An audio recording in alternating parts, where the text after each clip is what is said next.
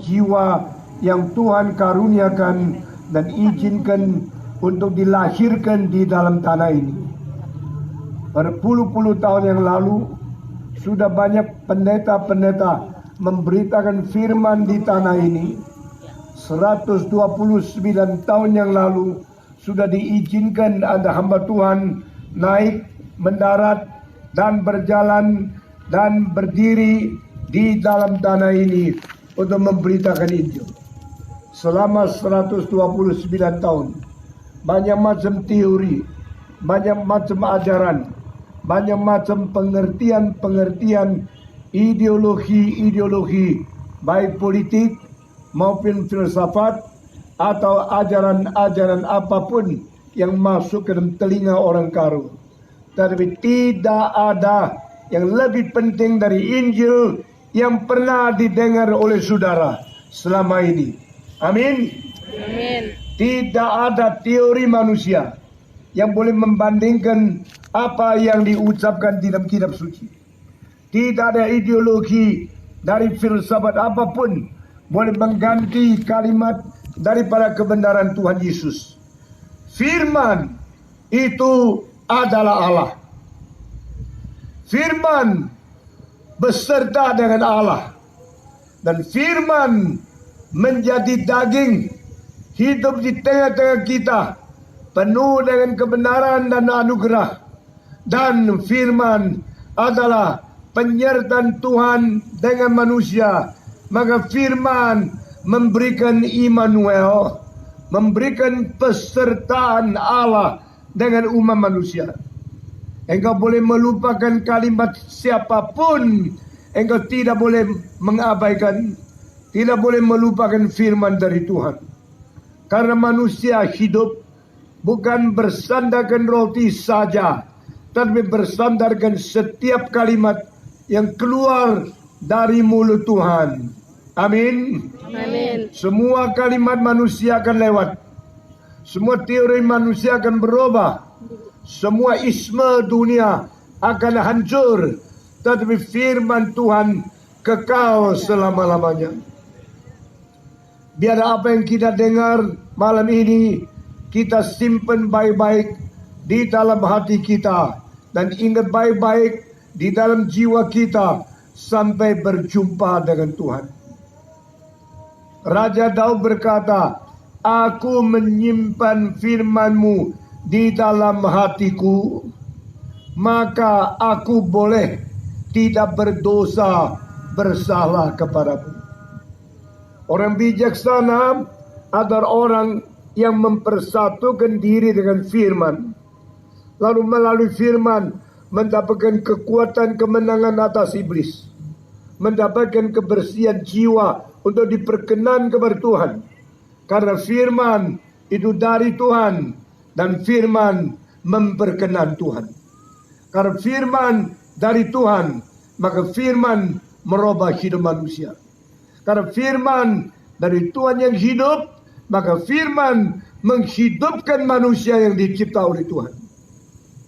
Aku menyimpan firman-Mu di dalam batinku, sehingga aku tidak hidup bersalah kepadamu. Sebelum saya berkhotbah, saya mengundang dua orang untuk berwawancara dengan mereka. Satu adalah saudara Calvin, dan Calvin Bangun dari Marga Bangun yang seumur hidup ingat nama dia, nama Calvin, yang dipakai Tuhan 500 tahun yang lalu, menjadi salah satu orang paling penting di dalam sejarah membawa manusia Kristen kembali setia kepada Alkitab, kembali kepada kedaulatan Allah.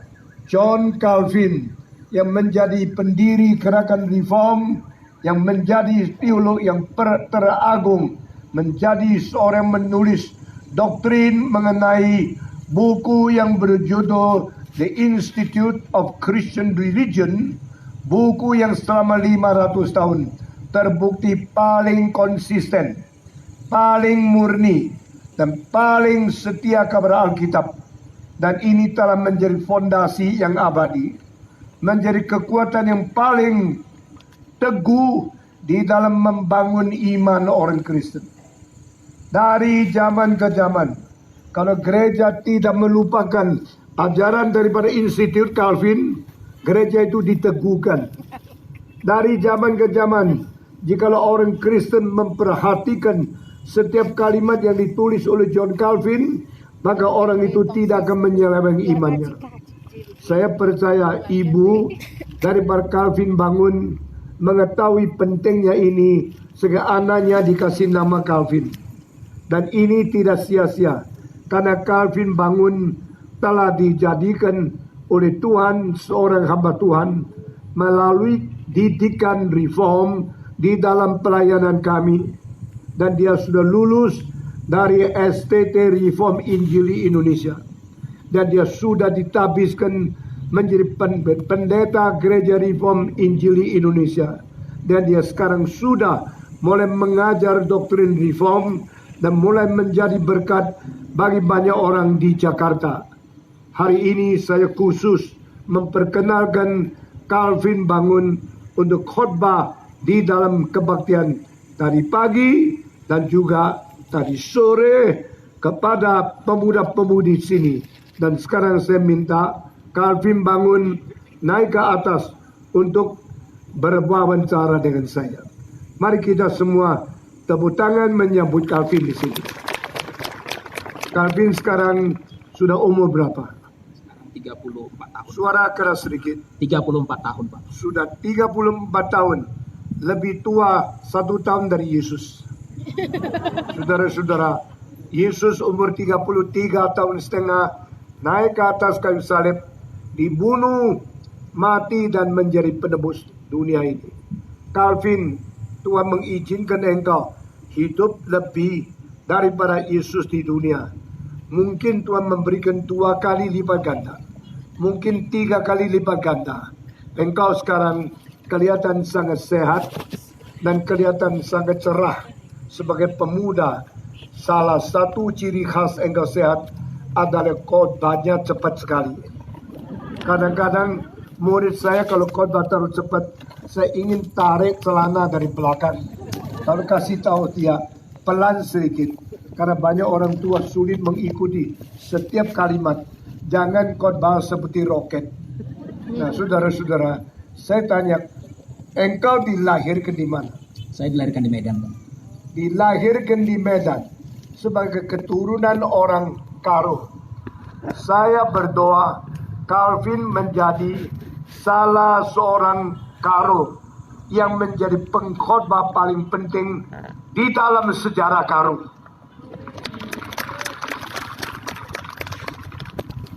Saya berdoa supaya Calvin dibangunkan menjadi orang yang membangun pemuda-pemudi di Karo mulai sekarang sampai seumur hidup. Jangan menyeleweng, jangan menjadi pudar, jangan tertidur, jangan lupa panggilan Tuhan. Kapankah Calvin merasa dirimu diselamatkan oleh Tuhan? Saya dilahirkan dalam keluarga Kristen. Orang tua saya adalah orang Kristen yang mengasihi Tuhan. Tapi saya benar-benar menjadi orang Kristen dalam arti menerima Yesus sebagai Tuhan dan Juru Selamat saya itu kira-kira kelas 2 SMA. Kelas 2 SMA. Persis. Saya juga kelas 2 SMA. Umur kira-kira antara 16, 17. Itulah saatnya laki-laki berkembang inteleknya. Saudara-saudara, umur 11 engkau mulai sadar saya seorang bertumbuh. Umur 14 engkau mulai sadar saya puber, saya dewasa. Umur 17 mulai bersadar saya harus menjadi orang yang berpikir. Nah, saat umur 17 intelektual manusia berkembang lalu mulai menjadi orang yang suka ragu-ragu. Meragu ini, meragu itu, tidak bisa terima lagi apa yang setia kala sudah menjadi keyakinan, termasuk iman orang Kristen. Saudara-saudara, tadi saya dengar yang ikut kebaktian dia wanita banyak, pria sedikit. Saya mau tanya orang Karo, prianya di mana? Tidur. Jangan ketawa. Menjadi pria yang lebih jantan, yang lebih kuat, tapi taunya pergi mabuk-mabuk, pergi dansa-dansi, perginya main-main, tidak mau ke gereja. Silakanlah engkau. Engkau menjadi laki-laki harus mempunyai kekuatan memimpin keluargamu, memimpin bangsamu, memimpin generasimu, memimpin sebayamu untuk menerima anugerah Tuhan. Saya berkata hari ini semua laki-laki di Tanah Karo jangan lagi main-main dan jangan lagi dipermainkan oleh setan. Jangan suka merokok, jangan suka minum anggur, jangan suka main-main, jangan suka berbuat dosa, jangan suka bergurau dan hidup seks yang tidak beres. Serahkan masa mudamu kepada Tuhan. Sungguh-sungguh mengikut Tuhan. Umur 17, engkau ragu dan engkau kemungkinan dipakai setan menjadi lawan Tuhan. Dan umur 17, engkau mungkin taat kepada Roh Kudus menjadi penetapan mengikut Tuhan Yesus seumur hidup. Setelah engkau umur 17 menerima Yesus Kristus, berapa lama baru engkau merasa dipanggil Tuhan menjadi hambanya? Panggilan untuk menjadi hamba Tuhan paling jelas itu ketika saya kuliah di Universitas Pajajaran di Bandung, tahun kedua kira-kira tahun 2003. Berarti kira-kira sesudah 5 tahun. Setelah 5 tahun. Ya, umur 16 setengah, umur 17 engkau menerima Tuhan. Umur 20-an lebih engkau di kelas 2 di Pajajaran, di universitas. Engkau menyerahkan diri. Waktu engkau menyerahkan diri, engkau tidak tahu tidak kalau jadi pendeta tak bisa kaya. Sangat tahu, Pak Tom. Sangat tahu. Lalu waktu itu adakah daya tarik yang lain sehingga engkau mungkin ingin menjadi pedagang, usahawan, atau menjadi dosen, atau menjadi polisi, atau profesi lain? Sangat, Pak. Ada momen di mana saya coba untuk melawan. Keras sedikit. Ada momen di mana saya coba untuk melawan panggilan itu kurang lebih 1 tahun. Saya tidak mau menjadi hamba Tuhan, saya maunya part time saja melayani Tuhan. Ya. Tapi sisanya saya bekerja seperti biasa. Engkau bekerja apa waktu itu? Karena saya waktu itu kuliahnya di hubungan internasional, saya pikir mungkin kalau jadi hamba Tuhan sekaligus jadi diplomat ada bagusnya. Sekaligus hamba Tuhan, sekali diplomat. Memang ada orang seperti itu. Daniel seperti itu. Daniel nabi kah? Iya. Daniel pejabat kah? Iya. Daniel pejabat tinggi kah? Benar. Daniel menjadi perdana menteri, seorang yang paling penting setelah raja. Di dalam zaman Babylon menguasai Israel, dan dia sambil melayani Tuhan sampai jadi diplomat. Tetapi puji Tuhan, bukan semua orang dipanggil mempunyai jabatan rangkap seperti itu. Akhirnya engkau rasa engkau mesti sepenuhnya menjadi hamba Tuhan. Lalu engkau umur berapa baru sungguh-sungguh injak kakimu mengikuti perjalanan ini? Saya hanya akhirnya menyerah kepada Tuhan, karena kalau saya mau mengikut Tuhan, saya tidak boleh menentukan apa yang saya mau, tapi saya harus mengikuti apa yang Tuhan mau. Kalau Tuhan memang minta saya full time, saya tidak boleh tawar menawar untuk menjadi part time. Dan akhirnya saya tahu Tuhan panggil saya menjadi full time tahun 2004. Jadi umur berapa waktu itu? Pada waktu itu umur 22 tahun, Pak. Umur 22 menetapkan hati untuk mengikut Tuhan full time, bukan part time. Saya minta saudara dengar, ada pendeta katanya full time, tapi hatinya sama sekali tidak full time. Full time tidak cukup, mesti full heart, sepenuh hati untuk Tuhan, seluruh hidup untuk Tuhan. Tak mungkin tidak diterima oleh Tuhan dengan baik. Kalau itu memang panggilan Tuhan.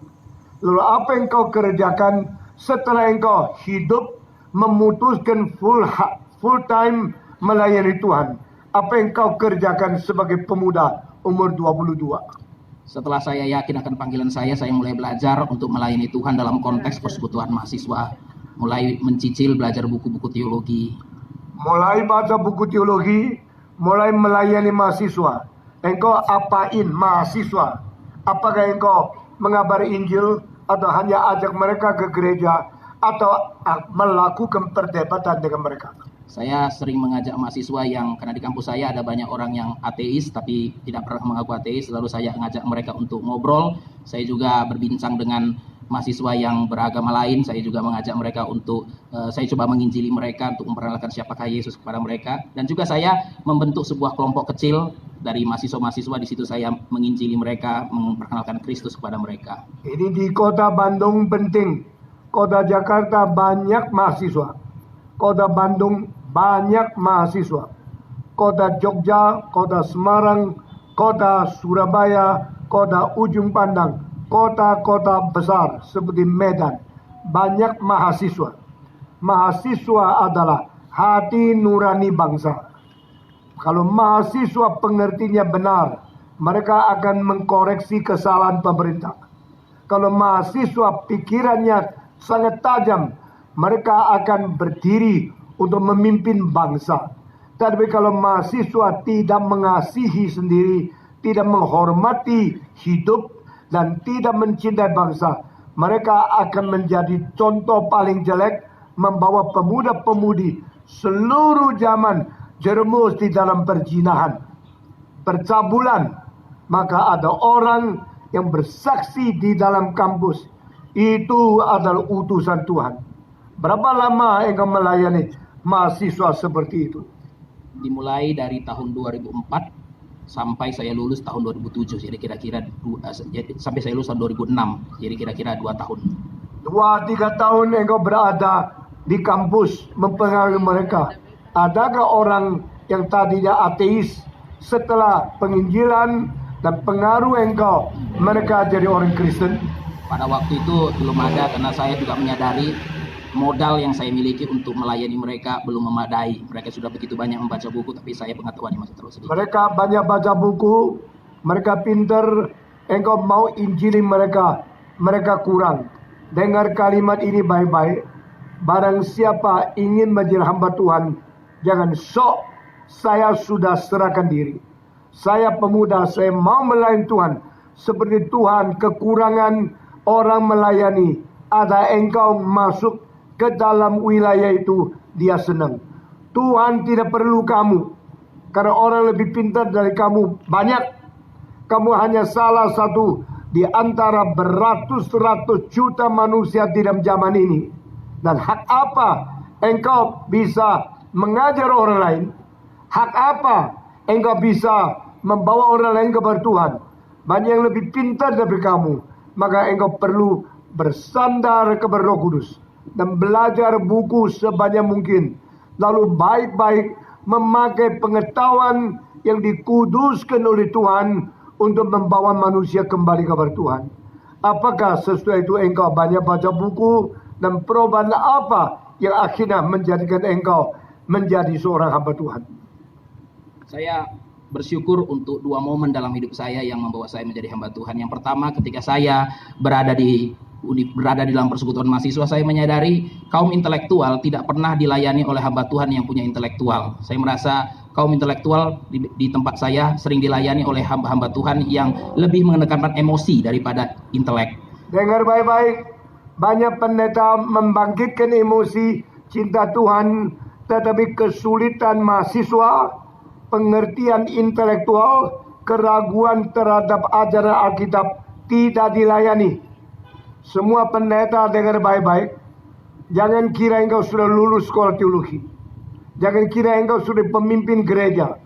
Saya sendiri melayani kaum intelektual sampai ratusan ribu orang mahasiswa dengar khotbah saya dan bertobat. Dari Harvard University, dari Yale University, dari MIT, daripada San Francisco, Berkeley, dan semua universitas yang penting di Amerika, di Kanada, di Eropa. Saya pergi menginjili mereka dan membawa mereka kembali kepada Tuhan.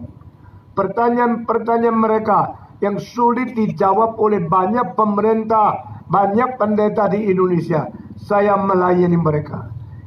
Bulan ini, tahun ini, bulan 9 saya akan mengunjungi lagi Vancouver, San Diego, dan juga mengunjungi akan Seattle, Los Angeles, San Francisco, masuk ke dalam universitas untuk memberikan jalan keluar untuk otak-otak yang buntu karena teori-teori yang menghina kekristenan. Biarlah dari daerah Batak Karo banyak anak pintar yang dipakai oleh Tuhan, dan saya percaya Calvin salah satu yang sudah dibangkitkan. Engkau kapan masuk ke dalam sekolah teologi? Mendaftar ke Institut Reform, hari itu namanya sekarang STTRI, tahun 2007 Pak. 2007 masuk ke dalam Reform Institute. Akhirnya sudah gabung menjadi Sekolah Tinggi Teologi Reform Injili Indonesia. Salah satu sekolah teologi yang derajatnya paling tinggi di Indonesia. Bekerja sama dengan Westminster Theological Seminary di Amerika. Bekerja sama dengan Free University di Amsterdam. Bekerja sama dengan Appledam University di Belanda. Bekerja sama dengan satu lagi Kempen University dari Nederland. Ini 4 universitas teologi yang tertinggi di dunia. Kerjasama dengan sekolah saya di Jakarta. Bukan atas permintaan saya, tapi atas permintaan mereka. Karena di dunia ini 4 yang tertinggi. Mereka sendiri kirim orang bicara sama saya. Bolehkah kami kerjasama dengan STTRII di Jakarta? Saya katakan silakan datang. Mereka tiba, tanda tangan MOU, dan sering kirim profesor mengajar di kita. Hari ini saya ada di tempat Karo di Jakarta, sedang ada seorang profesor dari mereka sedang mengajar. Namanya Greg Bartholomew. Kemarin saya berpisah dengan dia, dan saya berkata saya akan pergi. Berapa hari baru kembali lagi. Harap engkau mengajar baik-baik. Dan dia bikin seminar minggu malam, 459 orang yang mendengarkan khotbah dia. Sangat mendapatkan berkat. Nah saudara-saudara, Calvin dididik di sekolah teologi yang baik, memikirkan segala persoalan teologi yang baik-baik. Sekarang dia sudah lulus, dan saya mengamati khotbahnya. Selain terlalu cepat, dia mempunyai pikiran yang cukup mendalam dan mempunyai jiwa yang sangat luas pengertiannya untuk membawa pemuda-pemudi kembali kepada Tuhan. Ini pertama kali saya bawa dia ke sini, padahal bukan saya bawa dia. Dia bawa saya, dia orang Karo kok. Nah, saudara-saudara. Tapi lain kali kalau dia datang lagi, harap tanah Karo banyak memanfaatkan teologi muda ini untuk menjadi berkat. Karena saya tidak lama lagi sudah tua akan ketemu sama Tuhan. Orang Karo harus mengerjakan pekerjaan Tuhan lebih besar dari saya di tanah Karo. Amin. Amin. Tuhan memberkati. Tuhan bikin engkau semua perhatikan. Seorang namanya Calvin Bangun. Orang Karo sekarang sudah dibangkit Tuhan. Terima kasih. Ya. Kita tepuk tangan untuk dia. Orang kedua saya akan wawancara adalah seorang hamba Tuhan yang umurnya jauh lebih besar daripada Calvin Bangun. Dan dia sudah pernah sekolah dan belajar di Jerman hampir belasan tahun. Dan dia sudah mempunyai istri dan mempunyai beberapa anak. Dan orang ini namanya adalah Pendeta Edward Wee, yaitu kita panggil Pendeta Asung. Saya persilakan Pendeta Edward naik ke atas untuk wawancara dengan saya. Mari kita tepuk tangan menerima dia. Edward sekarang umur berapa? Setengah abad. Keras sedikit suaranya. Setengah abad pas. Sudah 50 tahun hidup di dalam dunia. Sudah menikah berapa lama? Menikah Lupa. 20 19 tahun. 19 tahun. Anak yang paling besar umur berapa? 17 tahun Pak Tom. 17. Dan dia mempunyai anak perempuan sejak umur 13, main biolanya sudah kelas dunia. Dan dia punya anak yang kedua, yaitu laki-laki, sekarang kira-kira umur 14. 15. Main cello. Ya, musiknya bagus sekali. Lah ada lagi satu anak yang paling kecil, umur kira-kira 10-11 Pak. 11. Dia main juga biola. Dia ada ganti menjadi main kucing itu. Dia bisa main itu instrumen Cina yang kuno, dan main juga biola, main beberapa main musik. Dan mereka sekolah tidak masuk ke dalam sekolah-sekolah di Jakarta. Karena apa? Di Jakarta kalau sekolah internasional tidak cukup gajinya untuk membayar guru-guru yang mendidik ketiga anaknya. Lalu kalau masuk sekolah negeri tidak terjamin moralitas yang cukup baik. Maka pendeta Edward Wee sama istrinya mereka bersehati untuk mendidik anaknya di rumah sendiri. Itu namanya homeschooling. Saya sangat takut kalau homeschooling pendidikannya terlalu sempit, karena yang mengerti sama papa mama dan pengertiannya kalau sangat limit akan merugikan anak-anak. Tetapi saya perhatikan mereka sangat memperhatikan perkembangan pengetahuan yang rata dan sangat luas. Sekarang mereka kalau sudah lulus, mereka berani ikut ujian pemerintah atau bagaimana? Mereka setiap jenjang SD, SMP, dan SMA, ini sekarang yang paling gede baru selesai ujian, ikut ujian negara Pak Tom. Ujian negara, saya mau tanya, itu anakmu yang paling besar, ujian negara dapat hasil bagaimana? Rata-rata di atas 90 nilainya. Rata-rata di atas 90 nilainya. Yang ngajar cuma 2 guru. Satu papa, satu mama. Papanya bukan orang yang tidak ada kerjaan. Orang yang sibuk sekali. Dia bukan saja menjadi hamba Tuhan di 2 tempat. Setiap bulan setengah waktu di Medan, setengah waktu di Jakarta.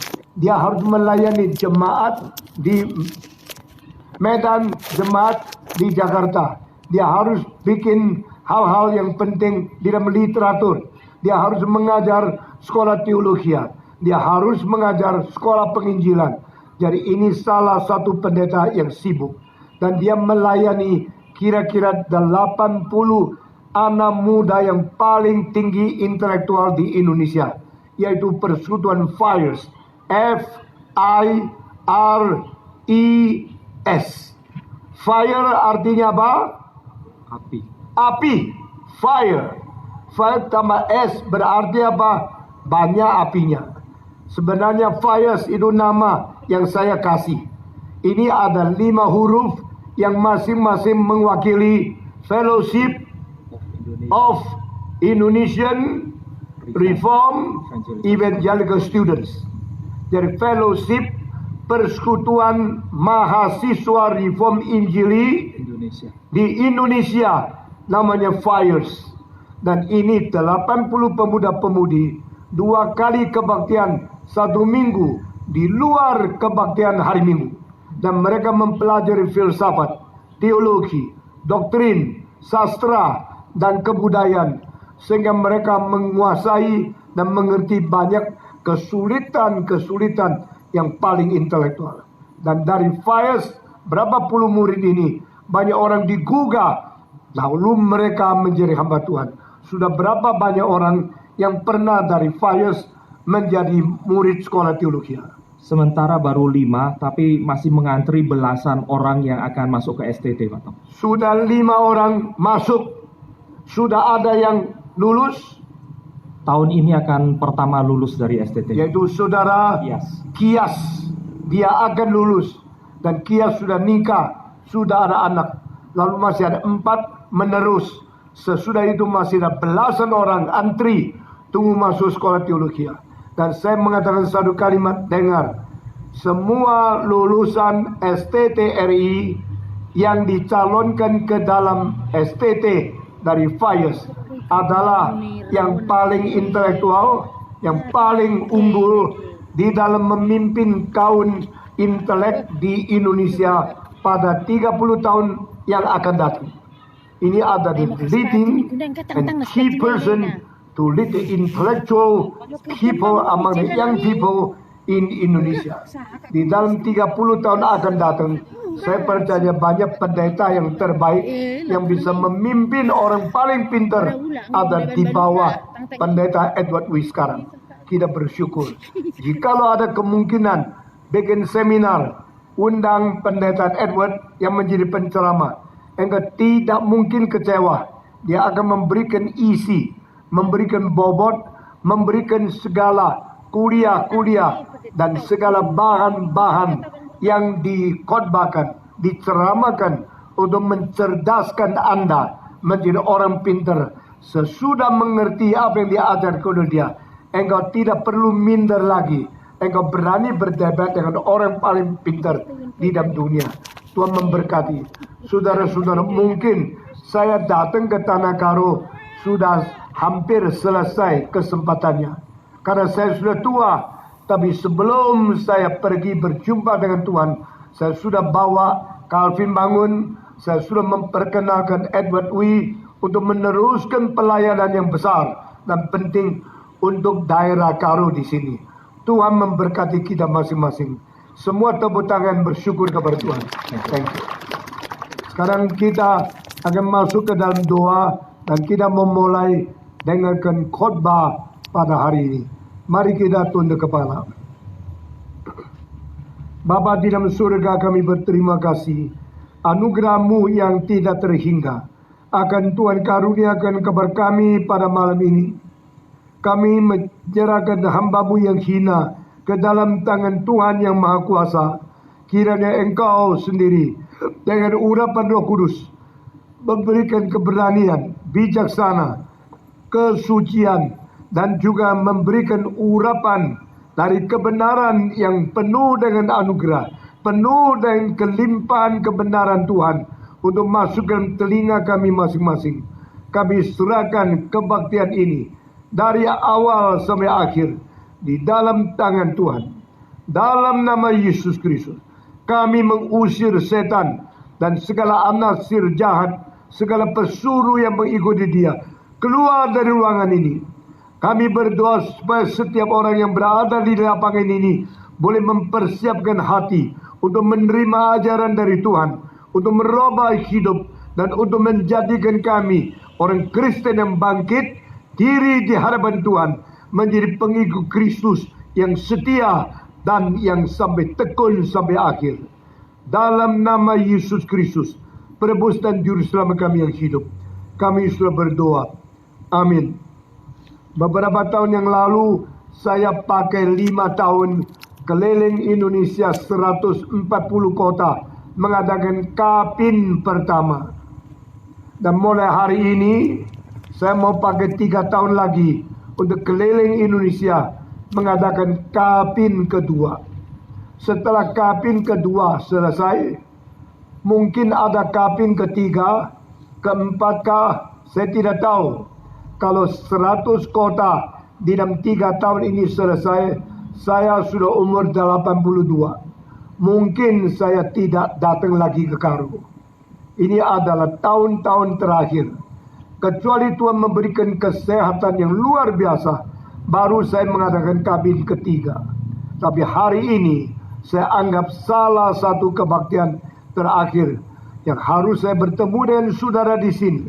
Itu sebab dengan penuh perasaan tanggung jawab dan tidak sama sekali bermain-main, saya minta saudara perhatikan setiap kalimat. Judul Kapin kedua, bertobatlah dan hidup suci. Saya tidak tahu siapa yang menulis beberapa kalimat yang penting di belakang tercatat ini. Bertobat adalah berubah arah hidup kepada Tuhan. Ini kalimat yang pernah saya ucapkan di dalam Kapin pertama. Bertobatlah kamu, karena kerajaan Allah sudah dekat. Apakah berarti orang berjudi harus berhenti judi? Itu namanya bertobat. Apakah berarti orang keras sifatnya harus menjadi lembut? baru namanya bertobat. Apa berarti orang pintar ngomong harus berhenti bicara baru menjadi bertobat? Sama sekali tidak. Orang yang sifatnya keras, silakan keras terus. Setelah bertobat terus keras. Sifat hidup tidak usah berubah. Sifat karakter tidak usah berubah. Karena karakter diturunkan oleh orang tuamu. Karakter diberikan oleh Tuhan kepadamu.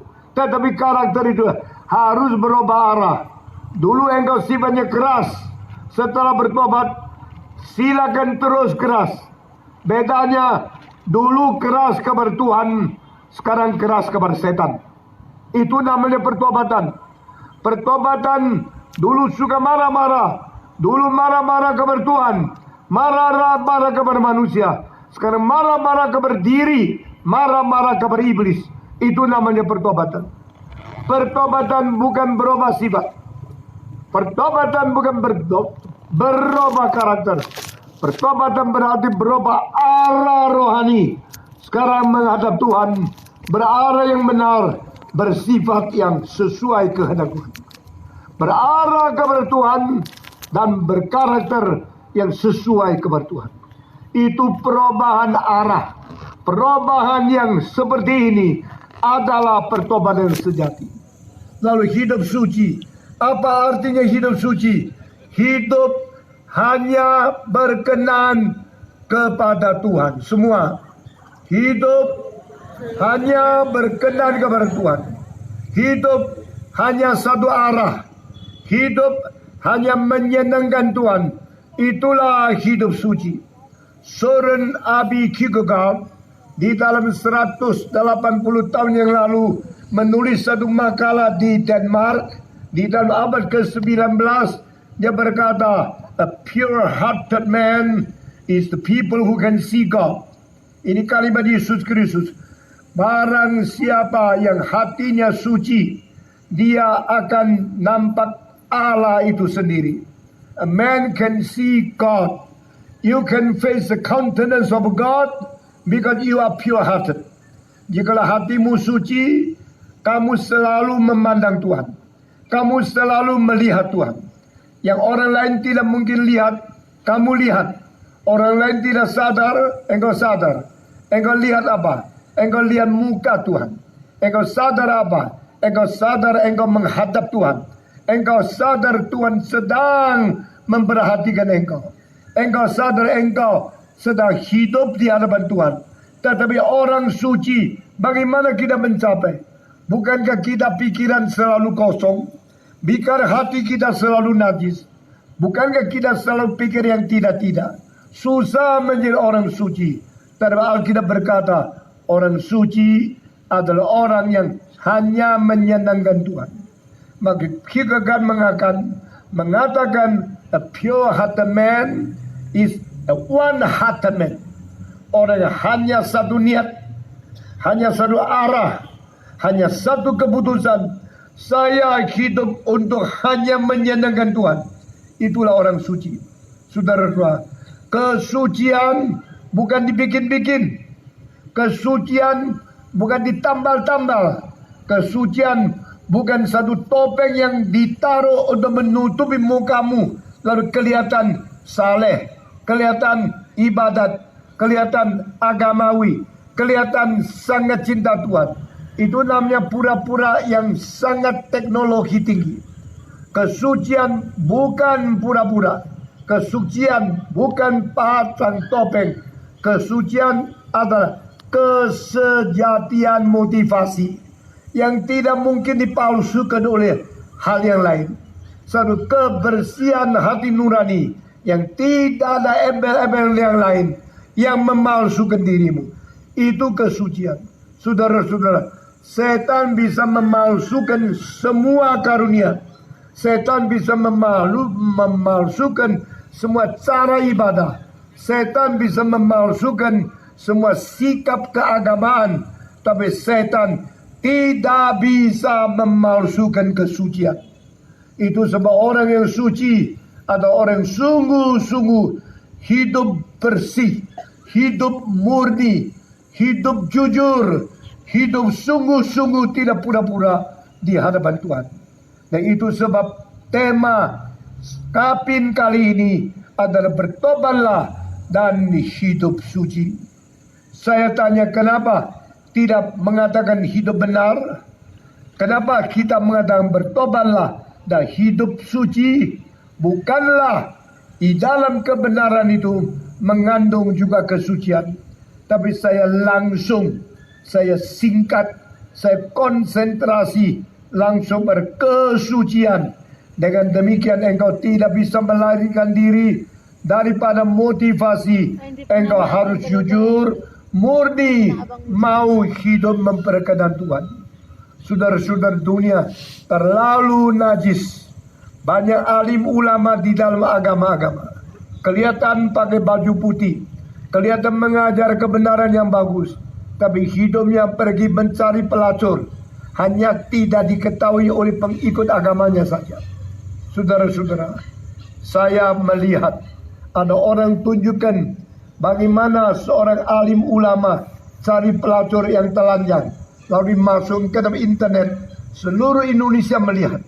Itu kenajisan adalah hal yang dibenci oleh Tuhan. Allah membenci dosa. Dan Allah membenci perzinahan. Allah membenci segala dosa, kenajisan, seks, tubuh, jiwa, pikiran, hati, dan kelakuan kita. Biarlah tanganmu suci, biarlah hatimu suci, biarlah mulutmu suci. Lalu pakailah mulut, tangan, alat kelaminmu yang suci untuk melayani Tuhan. Jikalau engkau tidak kudus, engkau tidak layak mencintai Tuhan. Engkau hidup tidak suci, engkau tidak layak melayani Tuhan. Bedanya Yesus Kristus dengan semua pendiri agama adalah Yesus mutlak suci. Orang berkata engkau boleh menikah 4, sendiri menikah 20 lebih. Yesus Kristus adalah satu-satunya yang suci, tidak bernoda, tidak bercacat, tidak berdosa, tidak berperbuatan najis 1% pun di dalam hidupnya. Yesus adalah satu-satunya yang suci di dalam sepanjang sejarah sesudah Adam diciptakan sampai hari kiamat. Tak ada orang seperti Yesus yang sama sekali tidak berdosa. Itu sebab dia mampu menanggung dosa kita. Dia layak menjadi juru selamat kita. Dia berkata, siapa di antara kamu yang bisa menunjukkan dosaku? Waktu kalimat ini diucapkan keluar dari mulutnya, ini menjadi tantangan moral yang paling tajam sepanjang sejarah. Ini menjadi satu pengakuan kesucian yang paling menjadi teladan di dalam sepanjang sejarah. Yesus berani mengatakan, siapa di antara kamu yang berani dan bisa menunjukkan dosaku? Pertanyaan ini tidak pernah diucapkan oleh Sokrates. Pertanyaan ini tidak pernah diucapkan oleh Yesaya. Tidak pernah bisa diucapkan oleh Musa, oleh Petrus, oleh Paulus, oleh Sakyamunis, oleh Muhammad, atau oleh Nabi siapapun. Hanya Yesus Kristus. Satu-satu orang. Satu-satunya anak Allah yang firman menjadi daging. Tuhan jelma menjadi manusia. Hidup di tengah-tengah kita yang namanya Yesus Kristus. Dialah satu-satunya yang suci. Itu sebab pada waktu Maria mengandung dia, sebelum melahirkan, dengar satu kalimat yang keluar dari mulut Jibril berkata, Maria, yang kau akan lahirkan akan disebut Sang Kudus dari Allah dan anak Allah di tempat yang maha tinggi. He will be called the Holy One of God and the Son of God in the highest. Yesus namanya Sang Kudus, satu-satunya dari Allah. Yesus namanya anak Allah di tempat yang maha tinggi.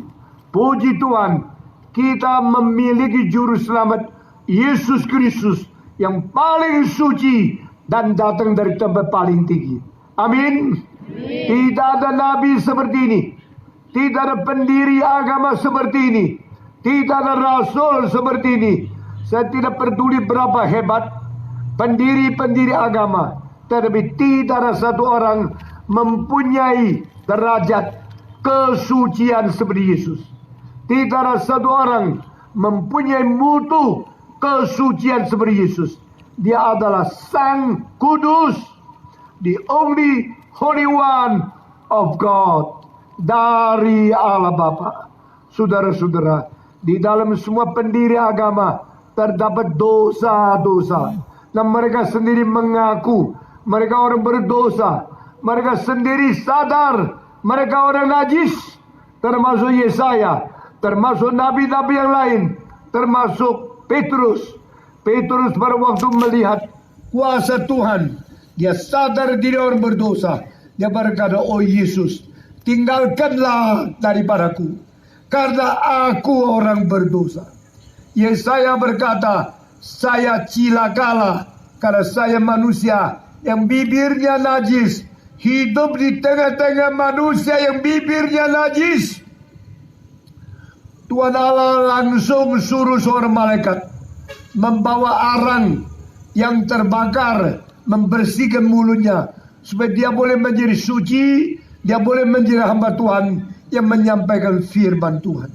Saudara-saudara, Tuhan yang suci, dan Tuhan yang membenci dosa. Gereja mau diberkati oleh Tuhan? Mau tidak? Gereja mau dibangunkan Tuhan? Mau tidak? Hiduplah suci. Ikutlah Yesus Kristus. Bertobatlah kamu dan hiduplah di dalam kesucian. Ini tidak bisa dibelajar di dalam gereja. Tidak bisa dibelajar di dalam masjid. Tidak bisa dibelajar di Yerusalem. Tidak bisa dibelajar di Mekah. Kesucian yaitu mutlak taat kepada Roh Kudus dan sungguh-sungguh bertobat, tinggalkan segala macam dosa dan berarah kepada Tuhan dengan hati yang jujur dan hati yang benar seumur hidup. Tidak bisa dipalsukan. Tidak bisa belajar mengenai SKS. Tidak bisa didapatkan melalui kuliah yang banyak. Kesucian adalah satu kepatuhan untuk hidup memuliakan Tuhan, hidup menteladani Kristus, hidup tidak mau mencemarkan diri, batin dan lahiriah. Baik pikiranmu, baik motivasimu, biar engkau hidup di dalam kesucian. Orang yang hidup di dalam kesucian, orang yang senantiasa berkenan di mata Tuhan. Orang yang hidup di dalam kesucian, orang yang senantiasa melihat air muka Tuhan. Orang hidup di dalam kesucian, orang yang selalu taat kepada pimpinan Roh Kudus dan berkenan di hadapan Tuhan.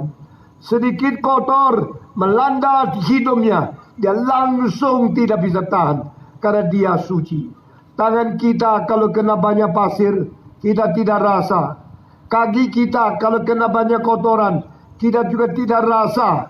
Tetapi saudara-saudara, kalau mata kita masuk satu butir pasir, langsung kita tidak bisa tahan.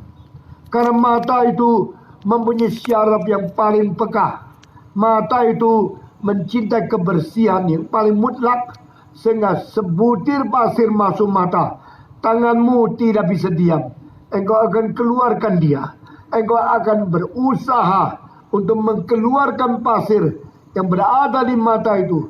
Tidak bisa toleransi, tidak bisa tunggu, tidak bisa membiarkan satu butir pasir diam di matamu 1 menit. Engkau akan pakai tangan, tidak bisa keluar, pakai air, tidak bisa keluar, pakai angin tiup supaya dia keluar.